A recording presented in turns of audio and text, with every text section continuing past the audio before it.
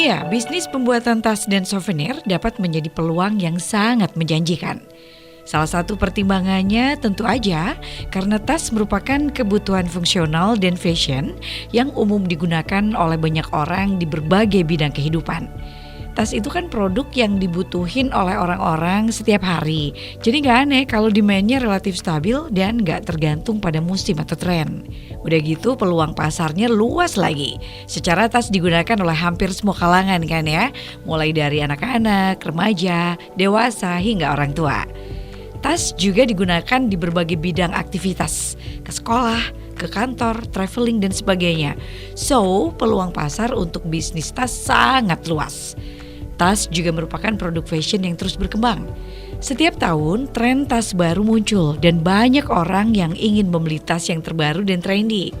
Hal ini membuka peluang bisnis bagi para pengusaha yang dapat membuat tas dengan desain yang inovatif dan menarik. Dan Ibu Qurratul Aini atau Bu Aini, demikian ia biasa disapa, tentu aja gak mau nyanyain kesempatan emas yang ada di hadapan mata. Berbekal kemampuan mendesain dan membuat tas fashion, ia sudah membayangkan seberapa potensial bisnis tas tersebut. Harga jual tas biasanya kan cukup tinggi, terutama jika tas tersebut dibuat dengan bahan berkualitas tinggi atau dengan desain khusus. Nggak perlu mikir lama dong, ia pun resmi mendirikan usaha tas dan souvenir. Bagaimana kemudian Ibu Aini berproses dalam mengembangkan bisnisnya tersebut? Strategi pemasaran seperti apa yang diterapkan agar mampu meningkatkan potensi penjualan dan keuntungan? Lalu mengingat persaingan di pasar tas yang cukup tinggi, strategi bisnis seperti apa yang kemudian dilakukan untuk mengikuti tren pasar yang terbaru? Baiklah, bersama saya Yaya Ahmad, kita simak penjelasan lengkapnya dalam Peluang. Tangkap peluang untuk menghasilkan uang.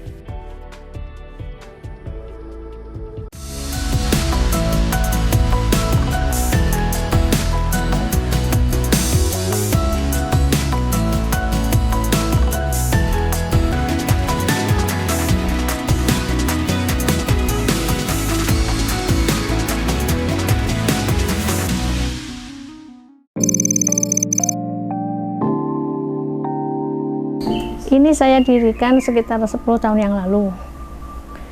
Itu saya terinspirasi dengan rumah warna sebetulnya dulu. Terus akhirnya saya kembangkan, saya dulu awalnya itu dari percajin. Jadi awalnya itu dompet kecil-kecil perca itu saya bikin dari mulai dompet, tas, akhirnya berkembang kita sudah nggak menggunakan perca. Sudah alhamdulillah sudah berkembang agak besar, akhirnya saya menggunakan yang kain meteran. Tapi saya masih tetap menggunakan perca karena Pekalongan itu banyak perca. Kayak baju saya ini perca ini. Batiknya itu ini perca. Kayak ini tuh juga perca. Jadi saya kombinasikan tidak hanya untuk tas tapi untuk souvenir-souvenir itu saya tetap menggunakan perca. Ya. Karena sayang juga ya, setelah 10 tahun yang itu alhamdulillah kami sudah banyak ada resell di beberapa kota. Jadi saya produksi, kemudian saya kirim, mungkin di sana dia punya, saya intinya itu mau bekerjasama dengan ibu-ibu rumah tangga biar mereka itu paling tidak punya penghasilan lah, biar mereka juga terdorong untuk bisa berkarya. Intinya itu saya ingin mengajak ibu-ibu, mari kita bersama-sama dengan apa yang kita punya. Bisa jahit ya monggo kita bersama-sama, nanti kerjasama dengan saya. Kalau bekerja itu kan sesuai dengan fashion ya. Saya menyadari kalau fashion saya itu di sini. Fashion saya itu dulu itu di mode sama di pengembangan istilahnya tas ya. Kenapa itu nggak saya kembangkan sendiri? Alhamdulillah dengan saya bikin tas kecil-kecilan begini, saya betul-betul menekuninya. Alhamdulillah juga tanggapan masyarakat konsumen itu suka dengan produk saya. Saya juga mengutamakan kualitas, karena kalau bekerja untuk sementara kan kualitasnya nggak bagus, nanti kita nggak bisa berjalan lancar ya. Jadi saya betul-betul melihat kualitas produk saya itu biar bisa berkembang lebih maju lagi. Passion ya berarti awalnya memang sudah ada background, sudah ada ketertarikan dalam dunia ini gitu. Kalau sebetulnya karena saya tadinya cuma iseng-iseng ya.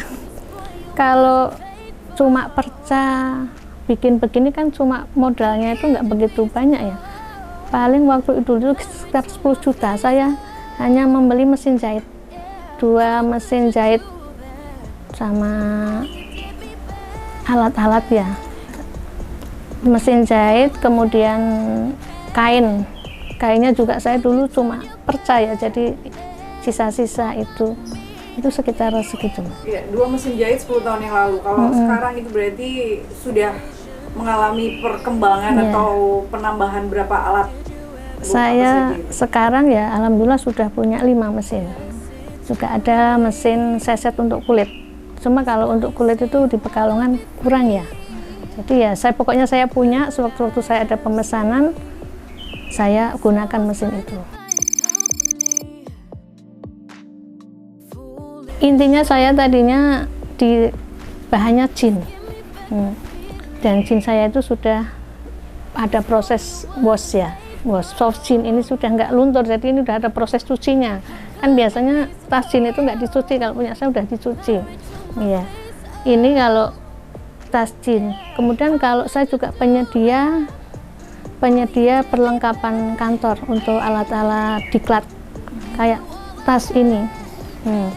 Tas ini itu bahannya nggak jin. Kalau ada sebagian kantor yang minta jin, tapi ada yang sebagian mintanya kayak gini.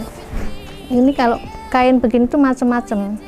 Saya bisa memproduksi kainnya model yang sama, tapi kainnya beda, harga juga beda, kualitasnya sama.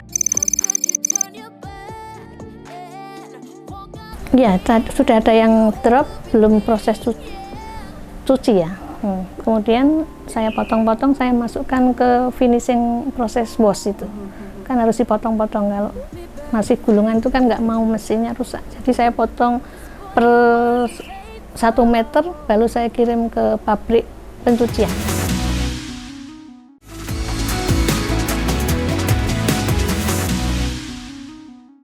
Kan ini nanti ada saat tuh laptopnya, tempat laptop, kasih bracketan. Ini jahitannya muter, ininya 2, ini kepalanya nanti 2 ya. Ini juga sleting ada sakunya, modelnya gini persis. Jahitannya harus halus, ada brandingnya Pekalongan ya. Ini nanti bikinnya 150, harus jadi dalam waktu 3 minggu. Sanggup? Sanggup, tenang loh. Ia bermula dari kegemaran membuat tas pribadi untuk koleksi sendiri. Bu Aini mengembangkan hobinya tersebut menjadi sebuah peluang usaha dengan brand The Afni Tas and Souvenir. Melalui passionnya tersebut, Bu Afni membuat tas dengan menggunakan bahan dan model yang sesuai dengan keinginan. Dan produk dan karyanya ternyata menjadi salah satu potensi yang menguatkan ekonomi kreatif di Kota Pekalongan. Selama ini, jika pesanan banyak, ia pun mengajak dan mempekerjakan ibu rumah tangga di sekitar lingkungannya yang memang gak mempunyai pekerjaan dan mereka mau berkarya. Dengan memberdayakan ibu rumah tangga, Bu Aini berharap bisa turut meningkatkan perekonomian mereka.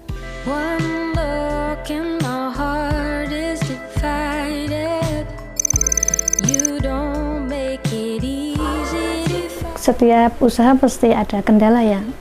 Tapi saya berusaha untuk tetap konsisten karena ini sudah sesuai dengan fashion saya sudah melangkah, apapun yang terjadi saya harus tetap maju. Awal-awalnya juga kendala masalah pemasaran mungkin ya, tapi alhamdulillah saya dibantu dari dinas, saya binaan dari Dinas Perindustrian dan Tenaga Kerja, Dinas Perdagangan, juga dari Dekranasda Kota Pekalongan. Itu sangat membantu saya sehingga banyak yang di luar sana sudah kenal produk saya. Kalau sekarang kebetulan saya ada reseller di beberapa kota. Di sana saya punya teman, kayak di Solo itu saya ada tiap Sabtu Minggu itu ada Car Free Day di Solo. Nah itu saya buka di sana. Teman saya yang jual di sana. Di Bandung juga pernah, tapi karena kemarin pas Corona jadi tutup. Tapi kalau yang di Solo sudah berkembang. Dulu saya juga pernah di prasarana sama Dinas Perdagangan, saya buka ruko di depan Plaza Hartono Mall. Itu di sana saya berapa bulan karena COVID ya tutup, tapi alhamdulillah saya sudah punya reseller. Nyangkut 1 apa 2, akhirnya sampai sekarang bisa berkembang. Daphni sendiri sejak didirikan hingga hari ini telah memproduksi berbagai macam bentuk dan ukuran tas, dompet, dan souvenir yang rata-rata menggunakan kain jeans dan juga dihias dengan bordir. Salah satu ciri khas dari produk-produk Daphni. Melihat dan mengikuti proses produksi tas-tas Daphni, bisa saya pastikan kalau produk Daphni 100% handmade. Biasanya dibuat menggunakan mesin jahit kecil yang dikerjakan oleh karyawan. Kalau untuk waktu pengerjaan sendiri berapa lama itu biasanya dilihat model dan kerumitannya ya, serta mempertimbangkan juga deadline dari konsumen.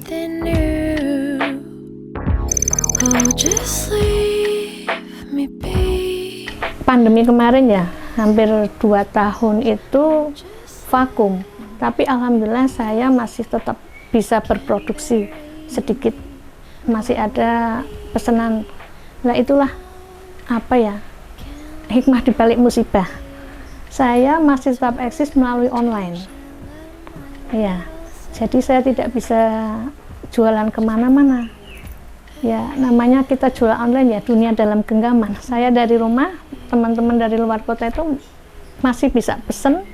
Misalnya ada kegiatan-kegiatan, alhamdulillah masih tetap lancar. Tapi ya nggak seperti alhamdulillah sekarang udah bicara lancar ya. Alhamdulillah. Turunnya sampai berapa persen Bu waktu pandemi? Ya 50%-an lah. Iya. Tapi walaupun turun 50% tetap bisa survive. Tetap, iya. Oh enggak, ini semuanya produk hasil karya saya. Ya, tidak ada titipan. Kalaupun ada, saya bekerja sama itu yang rajutan. Karena saya memang tidak bisa. Kalau memang ada yang pesan rajut, saya bekerja sama teman saya yang bisa rajut. Monggo. Tapi ini itu semua pure. Ya. Oke. Ini kan ada ini juga apa sih sulap bordil, ya. Bordil. Itu semua juga diproduksi sendiri untuk bordil. Ya. Saya punya tukang bordil. Kebetulan karena saya tidak punya toko, saya tidak punya showroom, jadi ini cuma bengkel. Saya potong sendiri di rumah, nanti penjahitnya yang datang ngambil. Jadi saya fasilitasi dari nol, saya suruh bawa ke rumah. Oh di rumahnya? Ya di bukan rumahnya. Di sini? Ya di sini ada penjahit 2, cuma yang 3 itu di rumah. Tetap karyawan saya. Ya tetap tanggung jawab saya. Alhamdulillah saya juga jadi distributor produk, mungkin ekspor. Tapi saya sudah ada MOU-nya. Jadi produk itu tidak bisa saya tidak boleh memproduksi, saya tidak boleh menjual, menyontoh, enggak apa-apa lah itu apa istilahnya, produk saya bisa dipasarkan, alhamdulillah ya. Sebenarnya saya bisa memproduksi, itu bisa keluar meskipun itu bukan saya sendiri yang membawa keluar. Saya kurang tahu apa itu diekspor apa ya. Itu alhamdulillah saya kan pameran di Solo. Pameran di Solo ada distributor ya kalau itu tuh ya. Apa ya? Itu mendatangi, dia suka sama hasil saya, jahitan saya itu katanya bagus. Bu, bisa nggak saya mau jahitkan? Saya nggak mau. Saya nggak, kalau saya jahitkan berarti saya kan nggak, itu ya cuma saya buruh ya. Saya nggak mau. Kalau mau saya yang produksi, silahkan jenengan beli. Akhirnya ya udah. Saya bikin sampel satu, alhamdulillah suka. Ya sampai sekarang. Ya itu nikmat juga ya, karena yang saya bersyukur. Istilahnya meskipun produk kecil-kecilan, alhamdulillah bisa survive sampai sekarang ini.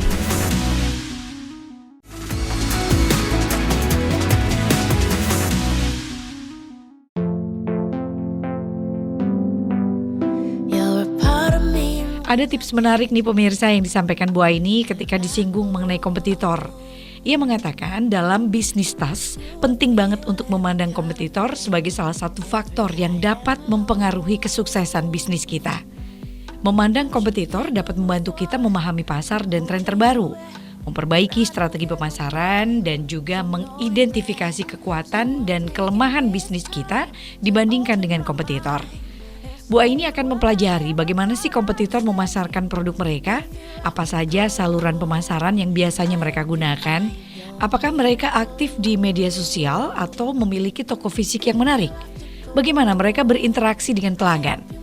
Dan ternyata pemirsa, selain itu kita juga harus benar-benar memperhatikan desain dan kualitas tas yang ditawarkan oleh kompetitor kita.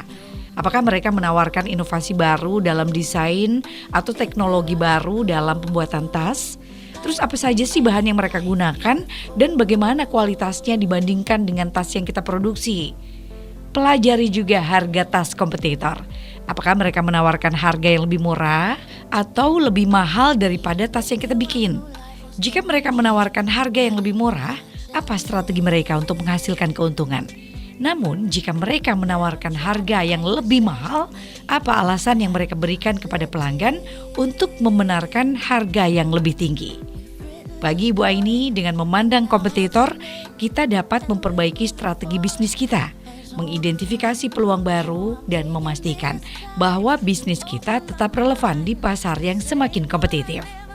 Satu pelajaran penting ya dari hasil obrolan kita dengan Bu Aini, suatu hari kalau saya punya usaha, pasti saya terapkan.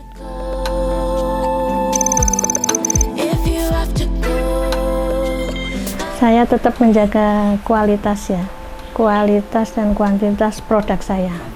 Dari segi bahan, jahitan, sama model. Saya berusaha untuk memenuhi selera selera konsumen. Ya, saya juga bisa memproduksi by custom, satu pun saya layani. Otomatis kalau satu mungkin waktunya agak lama ya.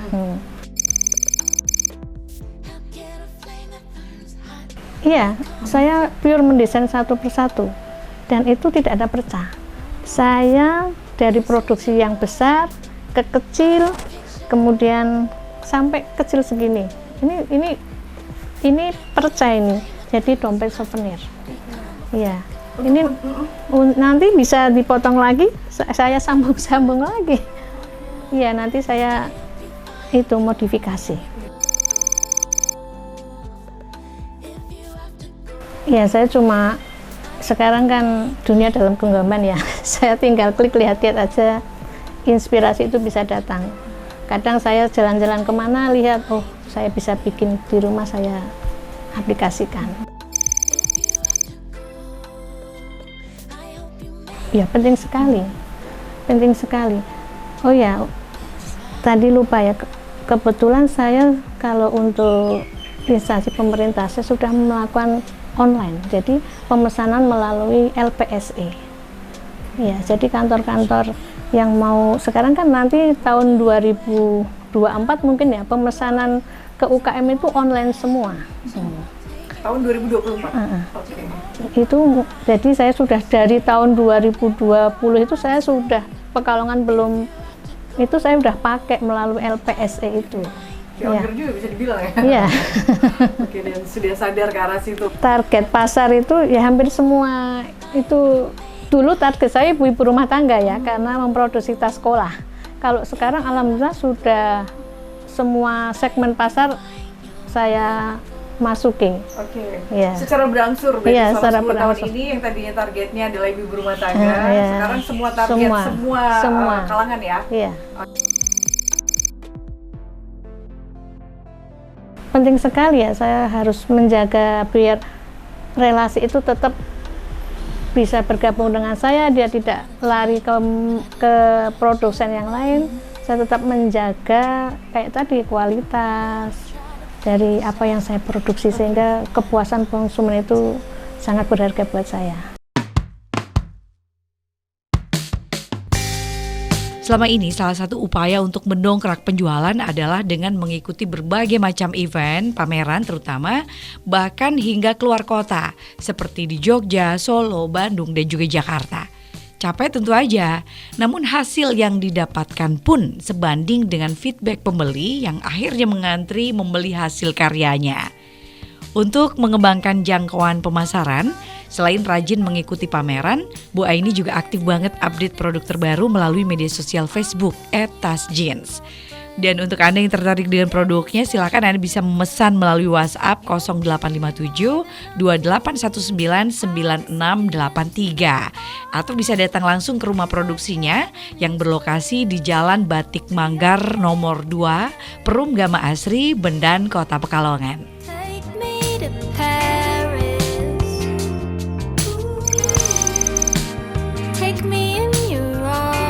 Terima kasih, melalui Batik TV saya mudah-mudahan bisa sedikit berbagi ya, agar konsumen itu tetap suka pada apa yang kita produksi ya.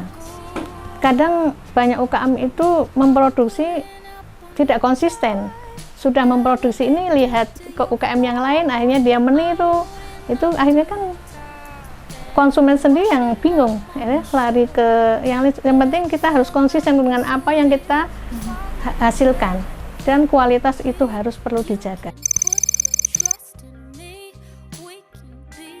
Pasang surut itu mesti ada ya. Ya, saya berusaha untuk bagaimana agar saya tetap berjalan terus. Saya itu bikin modifikasi apa yang sekiranya di pasaran belum ada dan mereka tertarik dengan karya saya. Oke. Tadi sempat melihat ada daur ulang juga. Oh ya. Produksi daur ulang juga. Alhamdulillah saya ini produk daur ulang kertas sampah. Saya juga ingin membantu pemerintah Kota Pekalongan dalam penanggulangan sampah. Plastik ini kan tidak bisa selama berapa puluh tahun itu kan tidak bisa, termasuk limbah ya.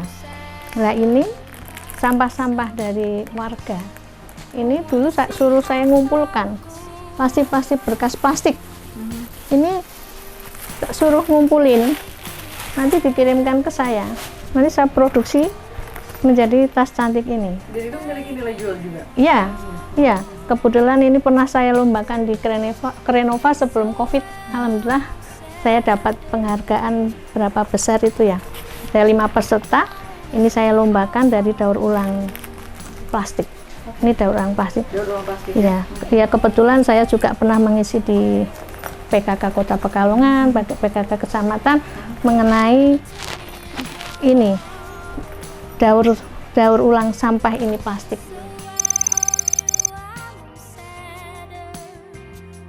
Ya, mungkin kalau pencapaian saya ingin tambah maju ya. Mudah-mudahan melalui Batik TV, pemerintah Kota Pekalongan bisa membantu saya untuk membantu saya ke pemasaran ya. Mudah-mudahan bisa sampai ke ekspor, bisa difasilitasi sehingga produk saya itu bisa memasar di mana-mana. Kedepan Bu Aini berharap produk-produknya semakin banyak peminat dan pembeli. Karena selain memiliki kualitas yang gak kalah dengan produk branded, harganya tentu aja lebih terjangkau, serta bisa diandalkan. Ngiri gak dengan pencapaian Bu Aini? Kalau saya emang ngiri. Baik pemirsa, demikian peluang hari ini dengan Bu Aini, pemilik The Afni Tas and Souvenir. Saya Yaya Ahmad, sampai jumpa.